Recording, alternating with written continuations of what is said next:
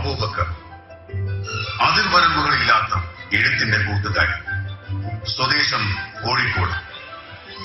വ്യത്യസ്ത നാടുകളിലൂടെ വർഷങ്ങൾ നീണ്ട മനസ്സിന്റെ പ്രയാണം.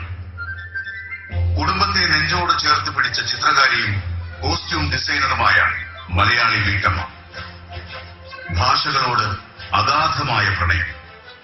മലയാളം, തമിഴ്, ഹിന്ദി, ഉറുദു, ഇംഗ്ലീഷ്, അറബി എന്നീ ഭാഷകളിൽ സംസാരിക്കും, കവിതകൾ രചിക്കും. ഭാഷകൾ കടന്ന് വരികൾ തിരയുന്ന ഫൗസിയ ദുൽഖർ സൽമാന് വേണ്ടി ഉറുദു ഷെയർ എഴുതി മലയാള സിനിമാ പ്രവേശം. സംവിധായകന്റെ ഉള്ളറിഞ്ഞ കാഴ്ചകളാണ് ദി സൗണ്ട് സ്റ്റോറിയിലെ ബിറ്റ്നായെ പൽ എന്ന ഉറുദു ഗാനത്തിലൂടെ ഫൗസിയ വരച്ചു ചേർത്തിട്ടുള്ളത്. മനസ്സിന്റെ ആവടിപ്പലകയിൽ അക്ഷരങ്ങളെ പിടിച്ചിരുത്തി നാവൂർ പാടുന്ന മലബാറിന്റെ മൊഞ്ചാണ് ഫൗസിയ അബൂബക്കർ.